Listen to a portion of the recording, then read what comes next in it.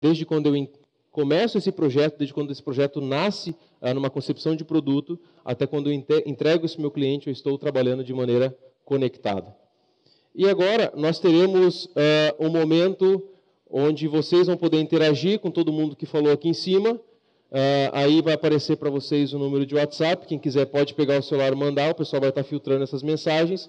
Façam perguntas, só digam assim, eu quero fazer uma pergunta, se não lembrar os nomes, para quem falou de impressão. Quero fazer uma pergunta para quem falou de processo. Quero fazer uma pergunta para quem falou de engenharia e assim por diante. Então, comecem a mandar as perguntas, nós vamos se posicionar agora rapidamente, para que a gente possa ter um tempo de interação com vocês. E nós vamos começar com uma pergunta, que eu acho que foi legal a pergunta aqui, para o Dirceu Deitos. Olha só, Dirceu. É o Marcelo França, ele está perguntando qual foi a maior barreira encontrada para colocar os apontamentos na produção, e se ele existiu, como é que vocês fizeram para quebrar essa barreira? Teve barreira sem dúvida, né? Primeiro, o pessoal não estava acreditando nessa ferramenta. Eu acho que a grande questão foi o seguinte: eu, como gerente, vou lá e dizer assim, agora, a partir de agora, aplico essa ferramenta. Não. Na verdade, nós definimos um braço direito, eu defini um braço direito para mim, e foi em cada fábrica, na verdade, esse do modelo que foi feito, né? Foi naquela fábrica, ele acompanhou todo o processo, provocou reuniões entre os grupos, entre os turnos, e mostrou para o pessoal que realmente a ferramenta era interessante. Num primeiro momento, as informações que o pessoal colocava, informações, por exemplo, parada não declarada. Mas como? Operação não declarada. A maior frequência de desperdício, operação não declarada. Mas como não declarada? Então, eles não apontavam o motivo da parada. Então, aí vem, por isso que eu falei no final, a questão da cultura. O próprio funcionário tem que ter esse interesse em melhorar. Né? Tem que ter essa cultura. Só que antes ele não tinha informação. A grande diferença é que agora ele tem a informação. Ele pode olhar no telão e tem a informação lá. Então, eu diria assim, é a cultura. Resposta. Legal, bacana. Olha só, a gente tem uma para o Celso Morassi, da Fiat Chrysler, que ele está perguntando aqui, é o André Costa que está fazendo essa pergunta, ele está dizendo o seguinte, que a nossa empresa também desenvolve produtos de consumo para um cliente final. Ele não é tão tecnológico quanto um carro, mas ele precisa ter um apelo estético muito alto. As peças que fazemos, na maioria das vezes, são injetadas, logo são muito caras. Nós desenvolvemos faróis automotivos. A pergunta é, você tem uma ideia de quanto tempo levou para pagar a impressora 3D? E, além disso, qual o modelo de impressora 3D que vocês têm na Fiat? Legal essa pergunta, hein? Pode falar? Pode falar? Vamos. A nossa impressora, a demanda é muito grande, né? A quantidade de produto, a solicitação é muito grande. Então, se você for pensar em um carro, quantos itens eu consegui imprimir, o que antes eu usinava ou fazia à mão. Então, a gente facilmente pagou em um ano, mas a questão não era só pagar, a questão era ter uma maior quantidade de opções para escolher, porque eu desenvolvo um modelo e vou esperar o tempo de construir esse modelo, mesmo que seja na impressora, em 2 dias eu vou dar um acabamento, pintar, deixar ele como ele vai ser vendido, como ele vai ser produzido. Eu consigo fazer 4, 5 versões e escolher entre eles, comparar entre eles. Então, quando eu fazia aquilo à mão ou usinado, eu levava 1 mês. Em uma semana eu consigo ter 5 versões e consigo fazer uma melhor escolha.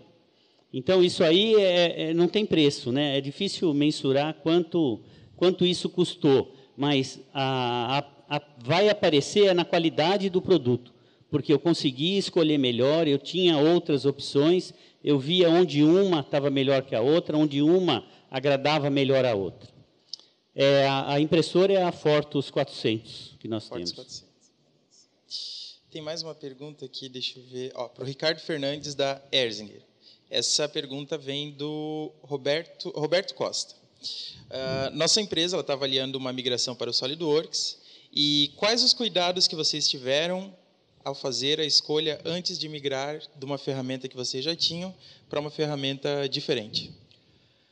Legal. Essa essa é uma pergunta bem interessante. Realmente, a gente tem uma base, um legado, né, de outra ferramenta. É importante assim, é ver o nível de conhecimento da tua equipe ou disponibilidade para utilizar uma outra ferramenta. Embora hoje a gente percebe que já há uma similaridade muito grande entre uso, né? É uma necessidade de mercado. Assim, é um fato, não é pega de uma ferramenta e migra para outra. Isso é uma coisa que assim não acontece necessariamente dessa forma, né? Exige um trabalho, exige um cuidado. Não é pega a tua biblioteca atual e num passe de mágica ela passa para muda de bandeira. Isso na prática assim é bom colocar o pé no chão que isso não acontece. Então você precisa ter esse tempo, não na totalidade, né?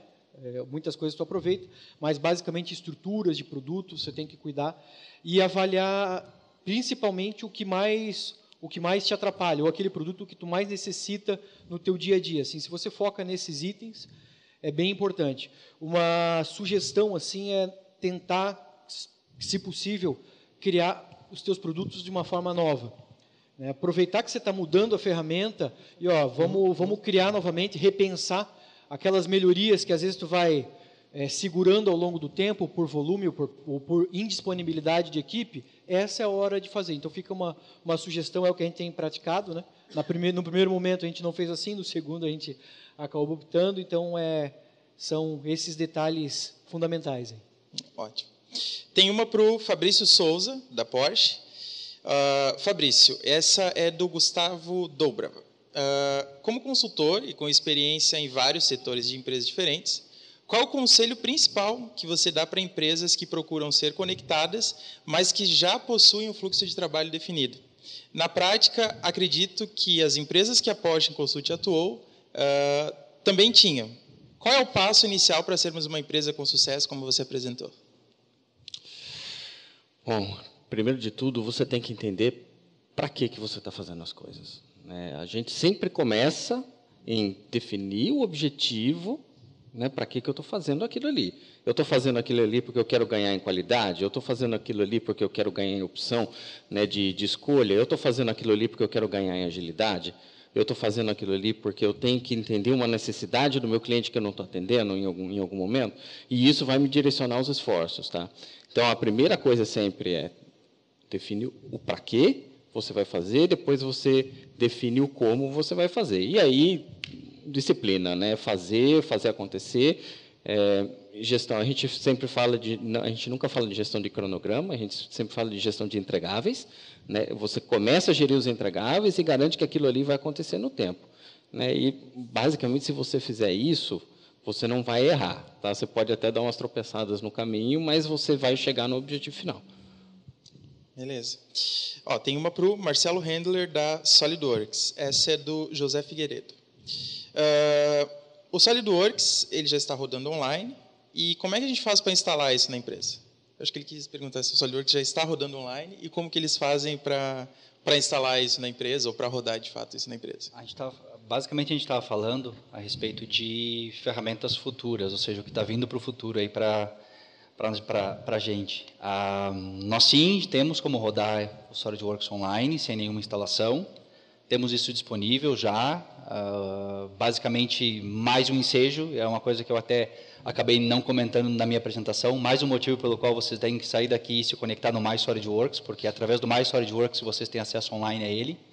Mas aquilo que eu comentei antes em relação ao X-Design, que ele é a ferramenta que vai trabalhar 100% num browser, sem instalação nenhuma, que vocês podem começar o projeto de vocês num telefone, num tablet, enfim. Ele deve estar disponível nos próximos meses. Agora, o lançamento dele deve ser no Evento Mundial de Usuários em janeiro, nos Estados Unidos. Então, ou seja, a gente está falando de futuro, mas sim, no My SolidWorks nós já temos alguma coisa online para vocês começarem a trabalhar. Ótimo, obrigado, Marcelo. Tem uma pergunta para o Adriano Tavares, do Ricardo Costa. Tem muita pergunta chegando aqui. Tá difícil aqui mesmo, mas vamos lá.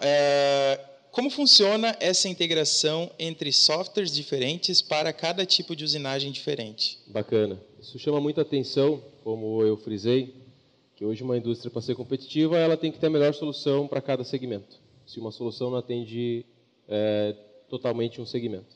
Como é que funciona a integração? Na prática, um usuário de software que trabalha para a usinagem de produção e dentro de uma mesma empresa ele tem a usinagem de moldes, por exemplo, com a mesma ele passa de uma solução para outra sem perceber. Ele integra uma solução com a outra. Então, como funciona na prática?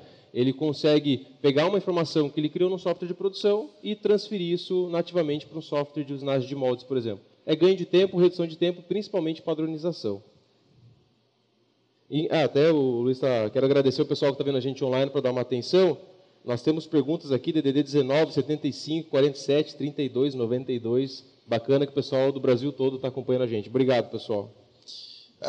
Eu queria ver agora se o Fabrício ele tem uma pergunta para fazer para qualquer um dos palestrantes aqui, porque acredito que uma pergunta que tu faz talvez seja a mesma de quem está assistindo a gente. Eu queria saber, principalmente, né, de vocês dois, Dirceu e Celso, como é que vocês fizeram internamente para convencer, né, a organização de que tinha que ser feito um investimento, né, e que esse investimento ia trazer talvez muitos ganhos num primeiro momento, até intangíveis, né? Depois eu sei que vocês mensuraram, por exemplo, aí cada 1% é 170 mil reais e tal, mas no começo eu creio que vocês não tinham essa transparência. E quando a gente está falando do investimento de uma impressora 3D, por exemplo, o que é que eu vou ganhar? Assim, não é simplesmente a redução de custo de prototipagem de um produto, né? Como é que vocês fizeram internamente para convencer a organização, né, e realmente depois trazer a prova de que o resultado apareceu, né? Eu vou contar o meu caso, eu acho bem interessante. Na verdade, uma empresa multinacional, para te fazer uma aprovação de um projeto, é muito complicado. Tem que pedir bênção, no mínimo, para 5, 6, né? E ideia fazer 6 meses e tu não tem esse tempo, né? Na verdade, aí eu comentei um pouco do pessoal do TI, né? O pessoal da TI disse que me vendeu o Oracle que fazia tudo, ou o SAP. Ele faz interface, né? Mas aí eles me deram uma Ferrari, o pessoal do TI. Um coletor para fazer a interface. Me deram uma Ferrari. Era um coletor, né? Mas era um monstro. Isso era para CDs, coisas assim. Mas o pessoal me deu uma Ferrari. E essa Ferrari, ela foi indo, só fazia interface. E não tinha nem mais manutenção dela. Aí que eu aproveitei. Bom, eu preciso de um sistema que faça essa interface de apontamento da produção para o sistema SAP. E aí que entrou o projeto da ANC. A ANC faz essa interface, né? Então, um dos objetivos era poder fazer a interface. O ANC fazia, mas em tempo real também. Então, agregou. Aí que eu entrei com o projeto. Então, facilitou em função disso. Mas é a dificuldade de fazer a aprovação, sim. Mas essa foi a minha facilidade que eu tinha. Que tinha essa necessidade de fazer a interface com o sistema. No meu caso, também não foi diferente. Uma empresa como a Fiat, ela trabalha com budget, né, de investimento. Isso é feito em novembro, o budget para o próximo ano. Cada departamento coloca suas necessidades e, em janeiro, eles vão juntar as necessidades e vão acabar descobrindo que mais de um departamento está pedindo o mesmo equipamento, né? Então, no nosso caso, eram 2 departamentos, né? O design estava pedindo, o protótipo também estava pedindo, e a gente se reúne, decidimos comprar, a empresa decidiu comprar um equipamento e compartilhar, e que fosse compartilhado numa primeira experiência. Então, a opção foi que o equipamento ficasse no design, mas que eu atendesse a engenharia também, porque somos diretorias distintas, né? E aí, no começo do ano, decidiu, e todo aquele processo de compra é demorado, né? A gente ficou ansioso. Eu tive que ir em compras, convencê-los de que por que era necessário. A Fiat tem um trabalho legal, que compras participa também das nossas apresentações. Então, eu levei um grupo de compras para dentro do design, que é uma área que não é aberta para a fábrica inteira. Apresentei os modelos, mostrei como eu conseguia fazer modelos com os equipamentos que eu tinha e explicar para eles, né, porque eu não tinha como mostrar isso fisicamente, explicar para eles o que a gente ia ganhar, né? Eu ia ganhar agilidade na construção de modelos, eu ia ter um maior número de propostas do que eu tinha normalmente, e convencido compras. Isso foi para uma aprovação de presidência, e acabei tendo equipamento aí 8, 10 meses depois de solicitado. Obrigado. E agora eu queria ver se o Ricardo Fernandes ele tem uma pergunta para um dos palestrantes aqui. Tenho, sim. Né, o pessoal das fábricas de carro aqui, a gente tem que ficar curioso, né? E para os meus amigos aí da Porsche e da Fiat. Recentemente, a Alemanha assinou um tratado aí que até 2030, se eu não me engano, os veículos, né, com utilização de combustíveis fósseis devem ser parados de ser comercializados ou até produzidos. Inglaterra também já se posicionou a respeito e tudo mais. Sei que Porsche e Fiat têm linhas de mercado distintas, né? A gente está falando de carros premium, carros para um mercado comum como o nosso, tudo mais. Como as empresas de vocês têm se posicionado frente a isso? Né? Vocês comentaram que já tem carros elétricos e tudo mais, mas a gente está falando de parar de produzir com motor a combustão. Né? E isso é uma mudança bem mais drástica. Né? Como vocês têm percebido esse movimento, tanto na Fiat quanto na Porsche, a esse respeito? Posso falar? Por favor. A Fiat, como vocês sabem, pertence ao grupo FCA, Fiat Chrysler Automobil. Então, ali tem Chrysler, Jeep, Ram, Dodge, Fiat, dentro do grupo Fiat antigo, Maserati, Ferrari, Abarth e Lancia. E então ela tem a estratégia dela, como foi falado pelos palestrantes, quem começa antes não chega atrasado, né? Então não adianta a gente ficar vendo os outros anunciarem e esperar torcer para que não dê certo, né? Nós temos que também trabalhar bastante, porque tudo indica que o futuro é esse do carro elétrico. Então, eu não posso falar abertamente, mas vocês podem esperar que nós não estamos esperando o resultado dos outros, nós já estamos trabalhando também. Eu acho que do nosso lado também como um grande grupo, né, são 12 marcas, né, Volkswagen, Audi, Porsche, Volkswagen Nutz, Fahrzeug, MAN, Ducati, Bugatti, Bentley, então, a gente também não está parado, né, a gente está fazendo a lição de casa, cada marca tem um pouco a sua estratégia, né, dentro do próprio grupo. Então, se você fala de uma Volkswagen, ela está tratando isso de uma maneira diferente do que a Porsche está tratando, né? Quando você está falando de um segmento de mercado completamente diferente, né, e a gente tem que lançar um produto para esse mercado, o produto tem que continuar atendendo a mesma clientela. Tá? Então, quando a gente está falando, por exemplo, do lançamento do Mission E, né, ano que vem, ele é um carro elétrico, 100% elétrico, que tem desempenho de um carro esportivo, ele tem carregamento por bateria de indução, em menos de 15 minutos carrega 80% da bateria e vai ter uma autonomia de mais de 400 km de rodagem. Ou seja, é um carro, e uma das grandes premissas da Porsche é esportividade e usabilidade diária. E o Mission E não vai ser diferente, ele tem que ter autonomia para isso, ele tem que ser carregado muito rápido. Não é um carro que pode ficar 5 horas na tomada esperando ele ter uma recarga, né? E ele tem que ter, obviamente, também níveis de acabamento interno e tal. Se você pensar, por exemplo, numa Audi, eles estão pensando um pouco mais na direção do carro autônomo e não sei o que para a Porsche não é o interesse. Pô, o prazer de ter um Porsche é dirigir o carro. E eu vou fazer um Porsche autônomo, eu vou matar a marca. Tá? Então, são estratégias um pouco diferentes. Mas eu também garanto que a gente são 6.000 pessoas no Centro de Desenvolvimento em Weissach, na Alemanha, e uma boa parte disso já está focada nessas coisas. Anunciamos, inclusive, recentemente a saída da Porsche de Le Mans e a entrada da Porsche na Fórmula E, né, que é a parte elétrica lá dos carros de corrida. Ou seja, é o direcionamento, né, que o mundo vai levar. Obrigado, Fabrício. Obrigado, Celso. E agora eu queria ver se o Dirceu tem alguma pergunta para os palestrantes aqui. Fazer uma para o Adriano. O Adriano? Então tá bom. Vamos lá, Adriano.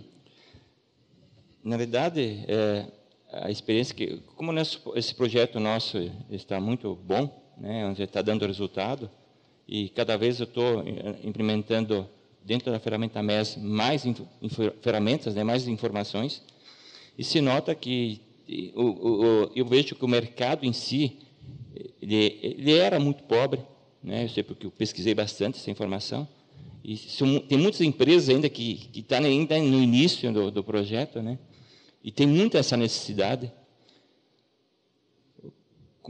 E aí eu vejo que as pessoas nos procuram, lá, querem visitar o nosso projeto, o nosso sistema, como é que funciona. Nós temos produções altas, né, produções seriadas, mas aí vem empresas de calçados, vem empresas que vêm nos visitar de automobilísticas, né, o pessoal de São Paulo veio, tem empresas de matrizes, bem diversificado, né? E eles acham que não, é temporário, é só produção, né? E como é que eu sei disso, mas eu acho que é importante colocar isso para o público, né? Como é que o MES se adapta a tudo isso, a vários tipos de produtos, né? A qualquer tipo de produto, na meu ver. Como é que se adapta a isso? É bacana responder isso, até porque tem bastante gente perguntando para o senhor, como que isso foi implementado, quais são os passos e assim por diante. Essa é uma resposta que eu acho que ela cabe muito bem com o que eu disse anteriormente, que é a questão de customização. São processos completamente diferentes, mas com objetivo em comum, que é ser mais produtivo.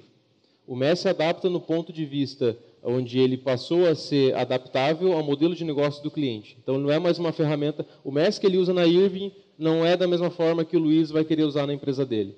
O sistema ele é capaz de entregar porque ele tem ferramentas de adaptação para isso. E por que a gente consegue fazer isso? Porque é um sistema hoje desenvolvido pela SKA. Então, é um sistema onde nós desenvolvemos, temos um setor de desenvolvimento, e a partir da necessidade do cliente, a gente vai desenvolver para o modelo de negócio do cliente. Quando a empresa de calçado vai lá na empresa de ferramentas, ela não está muito preocupada em ver, como é que eu posso dizer, a interface. É bacana, ela quer entender quais foram os ganhos e como isso funciona. A interface, essa customização, ou como fazer, nós vamos desenvolver para a empresa de calçado, porque as necessidades dessa empresa são diferentes de uma empresa de ferramentas, por exemplo. Acho que isso responde. A questão é customizar para o cliente de acordo com a necessidade do modelo de negócio. Só queria agregar que eu acho importante, pela experiência que a gente teve, né?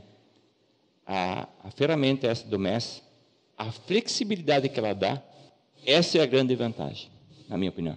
Ela tem muita flexibilidade, ela se adapta. E outra coisa que eu acho importante, antes eu dependia muito do pessoal de TI. Hoje eu vou direto com o pessoal da SK, no caso a minha ferramenta que eu tenho. Então facilita. Então essa flexibilidade de comunicação, de interagir e a ferramenta se adaptar a qualquer circunstância, essa é a grande ferramenta.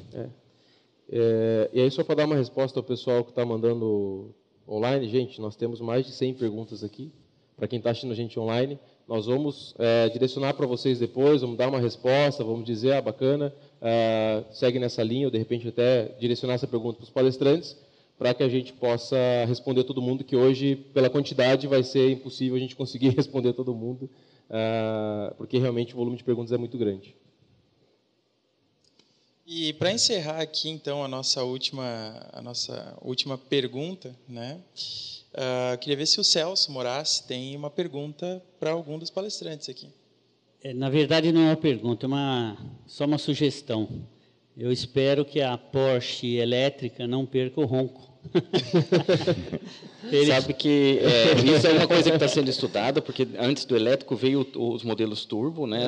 A linha 911 agora já é 100% turbo, né? As outras linhas também vão mudar. 2030 vai ser proibido lá ter carro a combustão, mas até 2030 tem ainda 13 anos que a gente tem que sobreviver.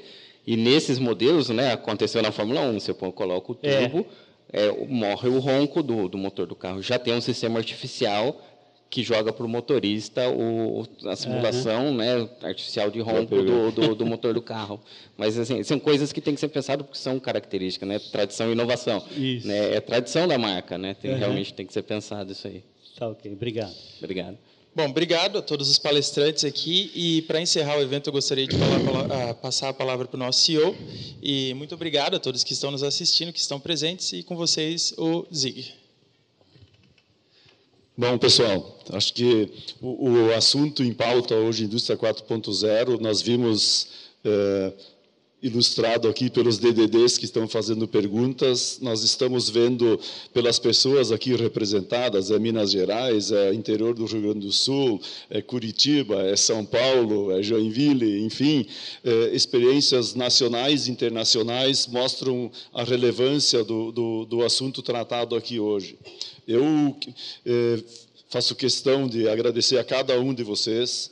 Eu sei que não é só chegar aqui e falar, é preciso pensar antes qual é a mensagem que eu quero levar, é preciso se preparar, mas eu acho que a contribuição de vocês para muitos hoje, talvez essas pessoas nem vão ter a oportunidade de agradecer a cada um de vocês as perguntas que vocês lançaram nas cabeças de muitas pessoas que devem estar se perguntando, devem estar visualizando oportunidades para dentro das suas empresas do que fazer, para onde andar no futuro.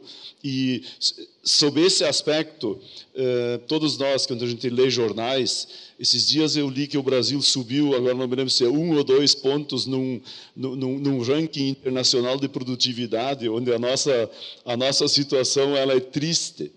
Mas eu acho que vocês hoje deram uma contribuição para melhorar esse quadro. Então, muito obrigado para vocês. Eu peço uma salva de palmas de encerramento.